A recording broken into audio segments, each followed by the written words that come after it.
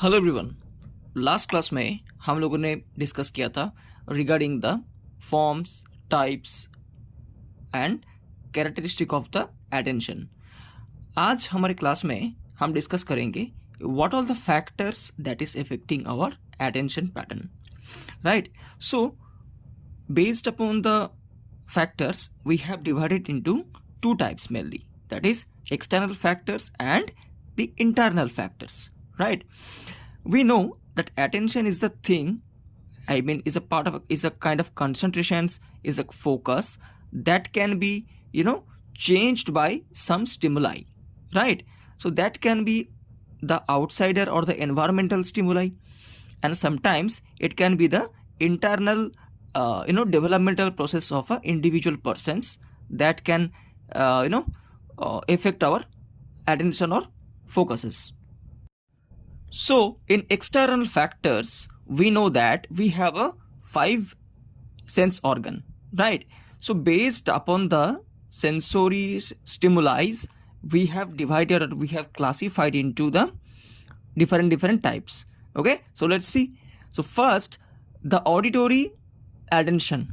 Okay, so why auditory attention? Because when we heard certain sound, or example certain words, example you are walking, someone is calling by your name, right? So you heard your name, so immediately you will turn back towards the sounds, right? Or suddenly, example you are working something, you are studying something, outside there is a certain blast sound that will seek your attention towards the sounds. So that's why, and that is actually why, how it is happening. It is that sound wave, it is hitting your auditory nerve, right?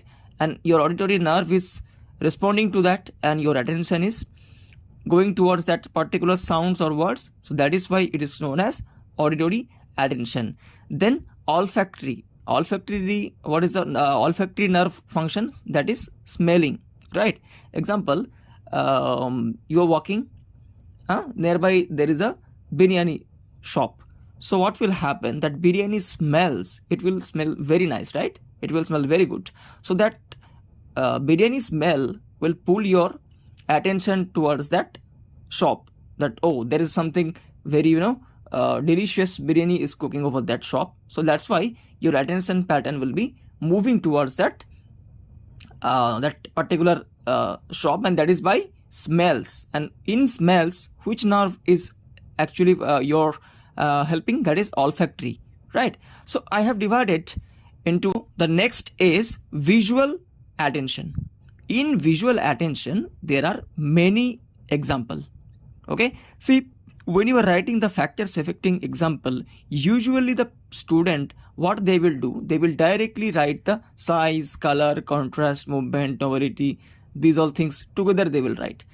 But when you are writing the answer, dividing it, and in that also you are making up clear classifications, so that one will be ultimate example that you are going to provide. Okay, so your answer will be more clear, right?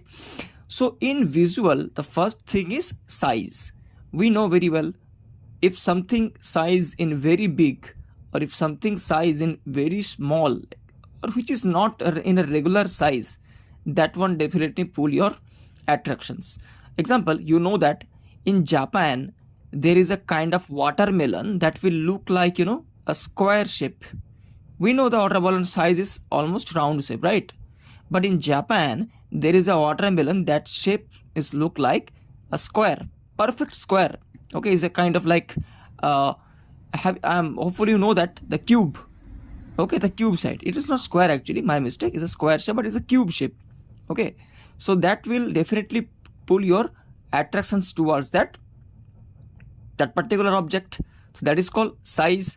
Then color, we know, example, we are going to a market to buy one new dress.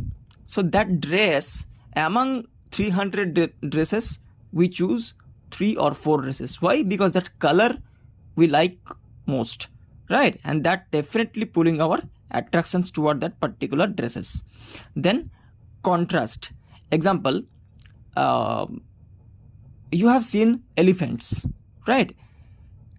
In elephants, the natural color, that is a kind of black and gray mixed color, right? But some of the elephants will be albino color.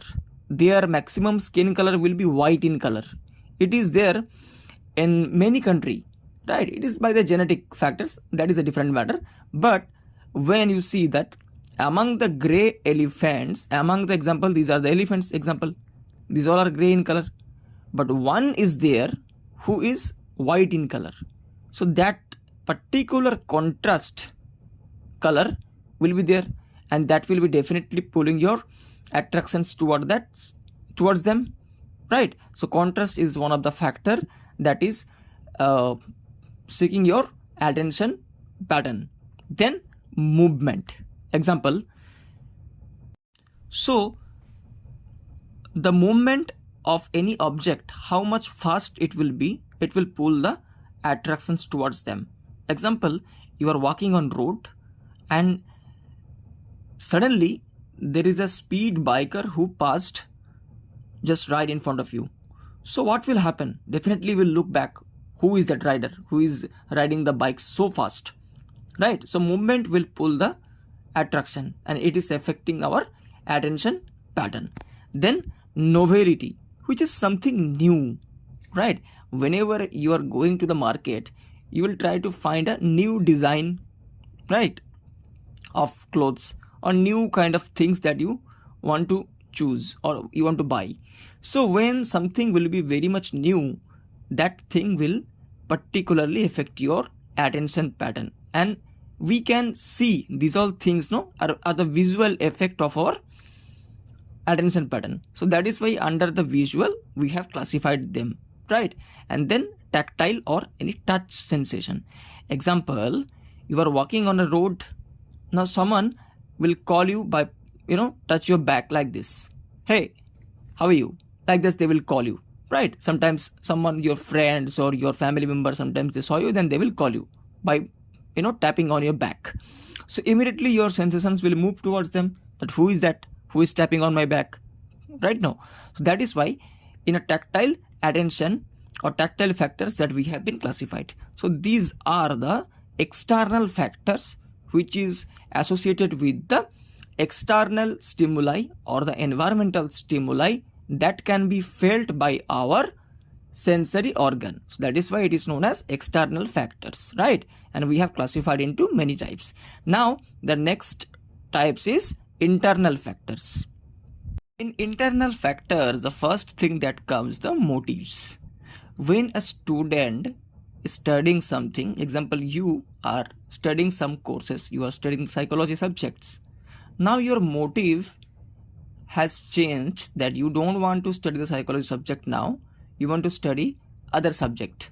So what will happen? Your internal willing will move towards that second subject that you want to study.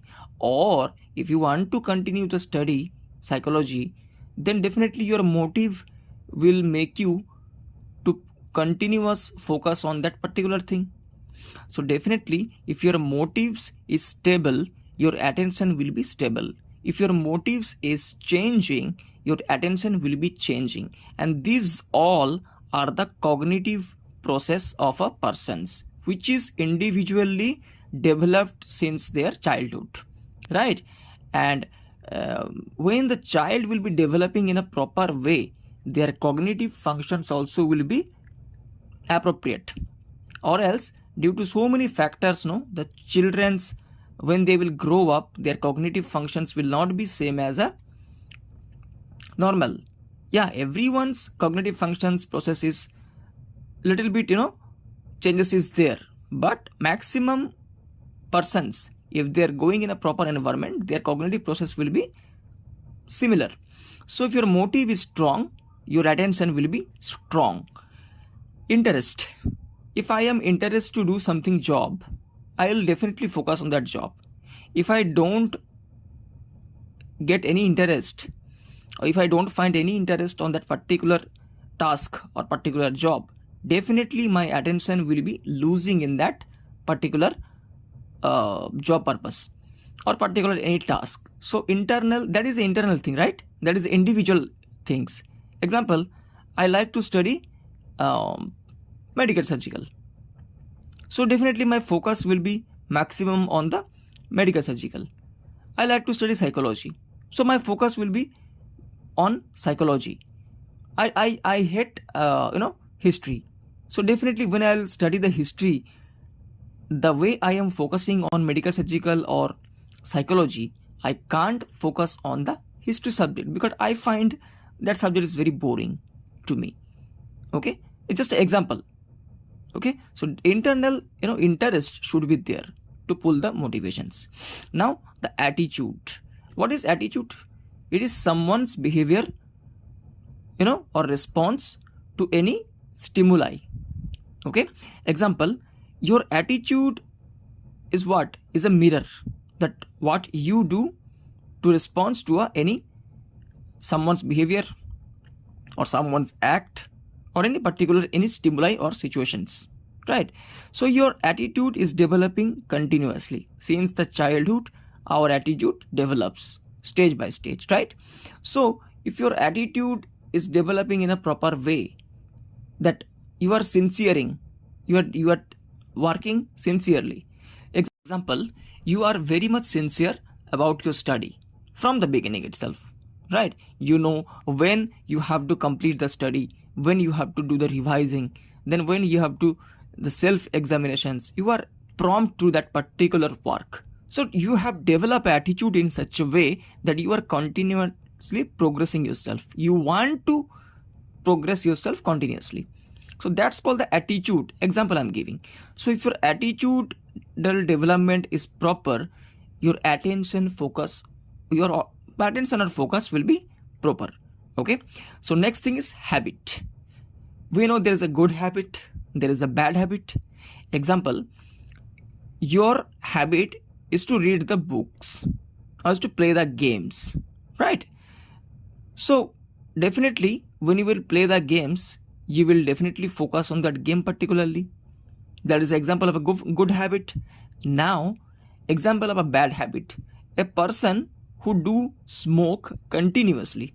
Smoking is a bad habit, we know, right? So when the person do smoke continuously, if they don't smoke for a certain minutes, their attention will move towards the smoking. Oh no, I have not done smoking for 30 minutes more, so I have to do a smoke. So if it is a good habit also, if it is a bad habit also, it does not matter, but definitely the habit will pull the attention towards them. Okay, next thing is needs of individual. Example, you are working continuously, now suddenly you felt very hungry. When you felt hungry, what you will do? You will try to find some food. Or when you are feeling thirsty, definitely your attention will move towards to find out some water sources, so you can drink the water. So if it is what is your need, based upon your need, your attention will be moving towards that particular stimuli. Okay, so next thing is repetitions. Now example, teacher is taking a classes. Teacher is taking a classes, and what you are doing, you are writing the notes at the same time, but you have left one word. Okay, teacher is teaching that this some words is teaching, and what you are doing, you are just copying the lines. Now by mistake you have left some lines because you have not heard. But so what you will do, you will ask the teacher to repeat the word, or else when the teacher is repeating the word, you will listen the word carefully. So when you will listen the word carefully or the repeatedly when the teacher will do, so what you will do, you will complete your task. So while repetitions, your attention will be moving towards that particular. So you have a doubt, sir, that it can also be a types of auditory attention. Yeah, it is almost similar. Okay, it is almost similar, but repetitions definitely it will pull the attention pattern towards them. Okay, so this is the topic that we have discussed today. What is the factors affecting attention? There are external factors, there are internal factors. Okay, external factors we have classified based upon the sensory organs functions, and internal factors we have divided based upon the cognitive functions of our individual development. Okay, so I hope you have understood the classes. If you have any questions, you can definitely ask into the comment sections. Okay, if you like the videos, please like, subscribe and share the channel. Okay, thank you so much.